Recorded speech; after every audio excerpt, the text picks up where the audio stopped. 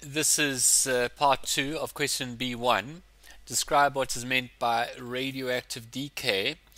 Now, for radioactive decay, you have the nuclei.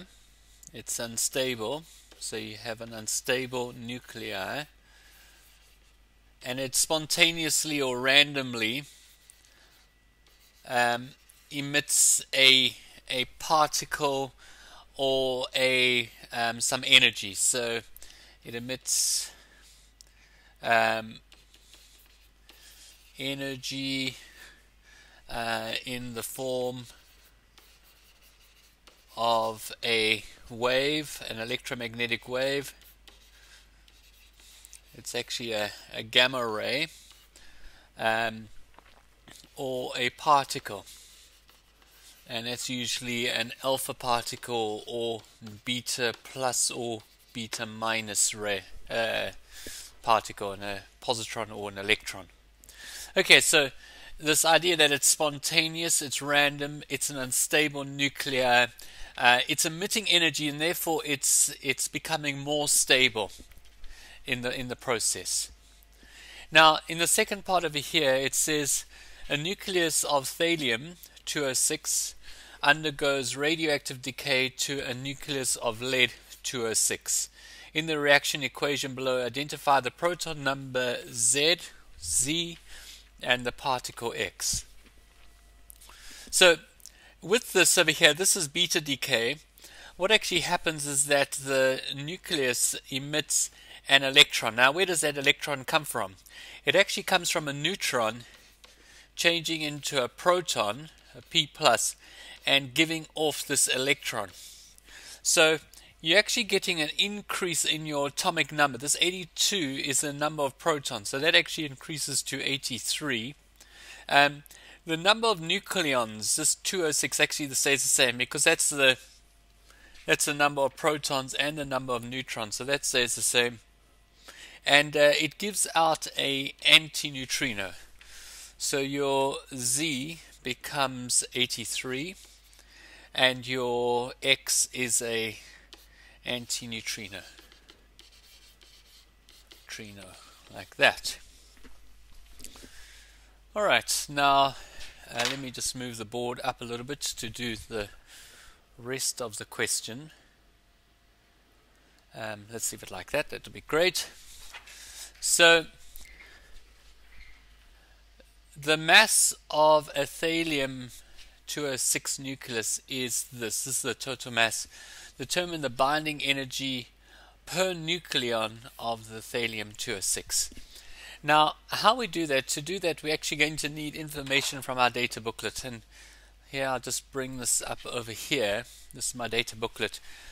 We actually use these masses here, this information from here. We're going to use the proton rest mass and the neutron rest mass, and we're going to see the total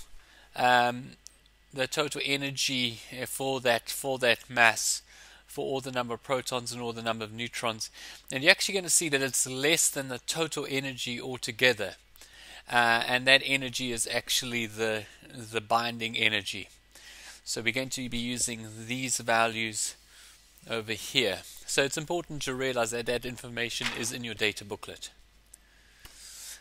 So we're going to find the mass of the protons, the P+. Well, we know that there are 82 of them, so it's 82 times. Now the mass of them per proton is 938 MeV C to the minus 2, and that gives us a total of 76,916. And then the mass of all the neutrons, and now that is going to be 206 minus the 82, which is equal to 124, will be the number of neutrons. So it's 124 times, and that is 940, this value over here, if you go there, and that gives you a total mass of 116,560. Now when we add those two together, we get 193,476. Now we can see here that that is more than that. So when they actually get together and actually bind, they actually it becomes more stable. It loses energy, and so the binding energy that we have is we subtract this 870 from that, and we get 1606. Now that's the binding energy for the whole nucleus, but we wanted the binding energy per nucleon.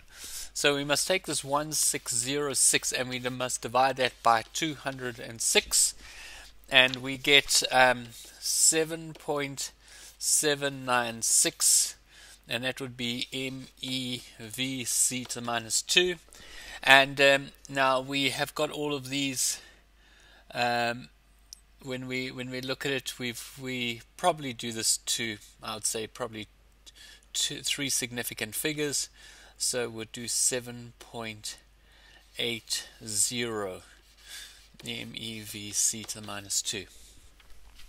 Okay, if you want to understand why we have this c to the minus 2, that's just because when we put this in our formula, for our mass, so we got E is equal to mc squared, and I put this in, and for the mass, this is the mass MeV c to the minus 2, and then I multiply it by the c squared over here.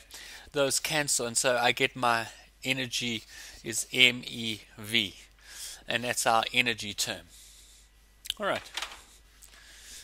Now, the final question over here is state why the binding energy of the lead 206 is greater than that of the thallium 206. Well, what's happened here with the 206 is that it is more stable because this we had radioactive decay from there to there.